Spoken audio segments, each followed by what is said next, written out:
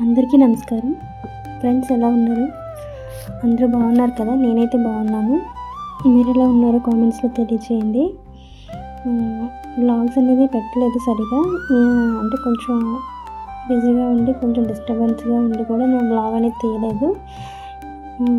మరి అలా పెట్టకుండా వదిలేస్తే కూడా బాగోదని చెప్పేసి నేను వ్లాగ్ అనేది మీతో షేర్ చేస్తున్నాను. ఈ చిన్న వ్లాగు తప్పకుండా మన ఛానల్ కూడా సపోర్ట్ చేయండి.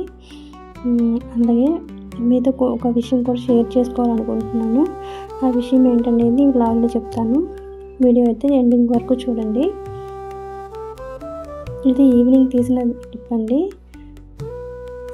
ఆ టైంలో క్లైమేట్ అనేది చల్లబడిపోయింది, ఎందుకంటే ఎక్కడో వర్షం అనేది పడుతుంది కాబట్టి క్లైమేట్ మాకు చల్లగా అనిపిస్తుంది. లైట్గా చినుకులు కూడా పడినాయి. పెద్ద వర్షం పడుతుందేమో అనుకున్నాను, కానీ రాలేదు. ఈ మధ్యకాలంలో ఎండలు చాలా ఎక్కువైపోయినాయి కదా. ఇలాగ క్లైమేట్ మారేసరికి అందరూ మేడ మీదకి వచ్చి కొంచెం హ్యాపీగా పిల్లలంతా ఆడుకుంటున్నారు. నేను కూడా వచ్చాను. ఇలా క్లైమేట్ చూసి చాలా రోజులు అయిపోతుంది కదా. వర్షం అయితే ఏమీ లేదండి, పక్కన ఎక్కడో పడుతుంది వర్షం, ఇక్కడైతే కాదు. దానివల్ల దాని ఎఫెక్ట్ దీని ఇక్కడ చూపిస్తుంది అన్నమాట. వాతావరణం అనేది చల్లగా అయిపోయింది. మ్యాక్సిమం ఇక్కడ బీచ్ ఉండడం వల్ల మాకు చల్లగానే ఉంటుంది, మరి వేడి అనిపించదు. కాకపోతే ఇక్కడ ఉన్న వాళ్ళకి ఇది ఇప్పుడు సడన్గా వాతావరణం చేంజ్ అయ్యేసరికి వేడిగా అనుకుంటారు. అదే కొంచెం పల్లెటూరు వైపు కొంచెం వేరే సిటీ దాటిన అవతలకి వెళ్తే మాత్రం చాలా వేడిగా అనిపిస్తుంది. ఇంతకన్నా డబుల్ అనిపిస్తుంది, మనకే చల్లగా ఉన్నట్టు అనిపిస్తుంది అన్నమాట. ఇక్కడ ఉన్న వాళ్ళకి బయటికి వెళ్తే చాలా వాళ్ళు ఇక్కడికి వస్తే మనం చల్లగా ఉన్నట్టు కొంచెం మీకు బాగానే ఉంది అంటారు. కానీ మనకి బాగా చల్లగా ఉండడం అలవాటు అయిపోయి సడన్గా కొంచెం వేడి పెరిగినా మనకి వేడిగా అనిపిస్తుంది అన్నమాట. పల్లెటూరులోనైతే ఎండలాగే ఉంటుంది. సమ్మర్ అంటే సమ్మర్లాగే ఎండ కాస్తుంది. వర్షం అంటే వర్షాలు పడుతూ ఉంటాయి చెట్ల వల్ల. మనకి చెట్లు ఉండవు కాబట్టి వర్షాలు తక్కువగా ఉంటాయి, చలి కూడా తక్కువగానే ఉంటుంది, మరి ఎక్కువేమో అనిపించదు. అక్కడైతే చలి అయితే చాలా ఎక్కువ ఉంటుంది. ఇంకా మంచు పడుతుంటుంది మేము ఉండే ప్లేస్లోనైతే బాగుంటుంది. అక్కడ ఉన్నప్పుడు దాని విలువ తెలిసేది, ఇప్పుడు ఇక్కడికి వచ్చినది ఇంకా తెలుస్తుంది. ఎందుకంటే మన పల్లెటూరులో ఉండేటప్పుడు మనం ఏంటంటే ఇబ్బంది పడుతూ ఉంటాం, అక్కడ సిటీకి వెళ్ళిపోతే బాగుంటుంది అంతా చూడొచ్చు అని అనుకుంటాం. కానీ ఇక్కడికి వచ్చిన తర్వాత దాని విలువ ఏంటో మనకు అర్థమవుతుంది. ఇక్కడ ప్రశాంతంగా ఉండేటట్టు ఏం కనిపించదు కంటికి. మొక్కలైనా ఏమైనా సరే మనం వెతుక్కొని అక్కడ ఆ ప్లేస్కి వెళ్ళి కూర్చోవాలి, లేకపోతే వాటిని చూసి దూరంగా నుంచి ఆనందపడాలన్నమాట. ఇంట్లో మొక్క నాటడానికి కానీ ఏమీ ఆప్షన్ ఉండదు. ఇక్కడ మార్నింగ్ అయితే అమ్మ అయితే రైస్ పెట్టేశారు. ఇవాళ ఇంకా రైస్ అయితే అవుతూ ఉంది. ఇంకా మార్నింగ్ వండేసుకుంటున్నాం, ఎందుకంటే మధ్యాహ్నం అయ్యేసరికి అంటే పై ఫ్లోర్ వల్ల వంటలు చేసిన సరే ఇంట్లో వేడిగా ఉంటుందన్నమాట. దానివల్ల మేము ఇంకా వంటని త్వరగా పూర్తి చేసేసుకుంటే మనకి త్వరగా కొంచెం రెస్ట్ తీసుకుని బాగుంటుంది. బయటికి వెళ్ళి కూర్చున్నా కొంచెం గాలి అనేది వస్తుంది కదా. ఇక్కడైతే వెజిటేబుల్స్ అనేది కట్ చేస్తున్నారు. ఈరోజు వంకాయ టమాటా కర్రీ నేను చేయనండి, అమ్మ చేస్తారు.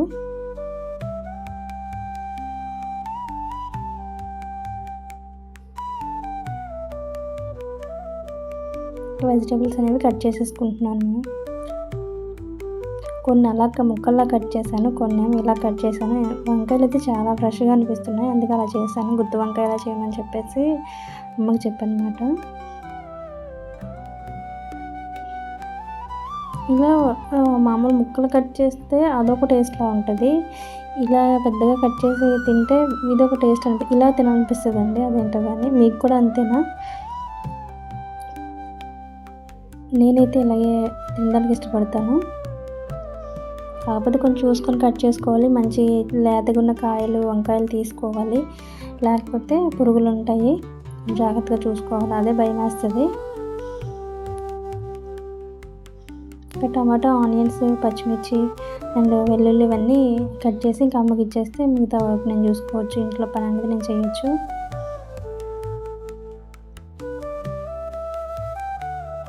ఇప్పుడు టైం వచ్చేసి కరెక్ట్గా 11:30 అలా అవుతుంది. అప్పుడు చూడండి, అప్పుడు ఎండ ఎలా ఉందో. కానీ ఈవినింగ్ మాత్రం క్లైమేట్ అనేది పూర్తిగా మారిపోయింది. 4:30 ఆ టైంకి అలా అనుకుంటాను.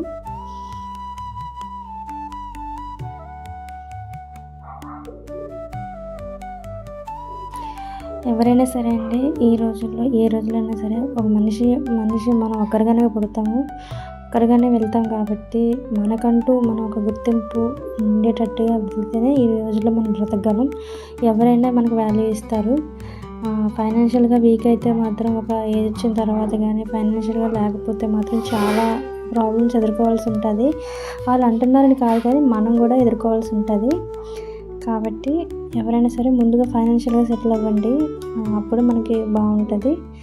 ఎందుకంటే ఒక ఏజ్ వరకు మనం పెంచుతారు. అలాగే సమాజంలో కూడా మంచి పేరు కోసం కాదు, ఒక స్టాండర్డ్గా భరోసాగా బతకాలంటే ఆడవాళ్ళైనా మగవాళ్ళైనా ఖచ్చితంగా ఫైనాన్షియల్గా మనం సంపాదించుకోవాలి.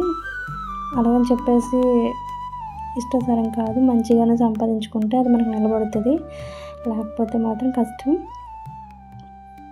కాబట్టి చాలా ఇబ్బందులు ఎదుర్కోవాల్సిన పరిస్థితి ఉంటుందండి. కాబట్టి ఫైనాన్షియల్గా అందరూ ఎంతో కొంత ఎర్న్ చేసుకోండి, అమ్మాయి అయినా అబ్బాయి అయినా సరే. లేకపోతే కష్టం ఈ రోజుల్లో బతకడం. ఎవరు కూడా విలువ ఇవ్వరు ఎక్కడ కూడా, అది గుర్తుపెట్టుకోండి. ఇదైతే మేము మధ్యాహ్నం బయటికి వెళ్ళేసి వచ్చేసాము. తర్వాత అక్కడ ఫుడ్ అనేది ఇచ్చారు, బాక్సెస్తో ఇస్తారన్నమాట మాకు గుడి దగ్గర. అది తీసుకొచ్చి ఇంక ఇంట్లోనే తినేస్తున్నాం అన్నమాట. ఇంకా ఇవాళ ఏమి కుక్ చేయలేదు, ఇది సండే రోజు తీసిన లాగండి. ఇంకా పులిహోర తినేసి ఇంకా నేను మిగతా పనులు అనేది ఇంకా పనులు ఏం చేయలేదు, కొంచెం రెస్ట్ తీసుకున్నాను, ఎండ ఎక్కువగా ఉంది. ఇంకా ఈవినింగ్ చిన్న క్లిప్ అయితే తీసాను. ముందు పెట్టింది ఈవినింగ్ అండి, ఇది కూడా ఈవినింగ్దే. మంచి గాలి అయితే వేస్తుంది బయట. బయటకు వచ్చి ఇంక పిల్లలతో పాటు అలా ఆడమంటే ఇంక వాళ్ళతో పాటు సరదాగా ఉంటూ అలా చిన్న క్లిప్ అయితే షూట్ చేశాను.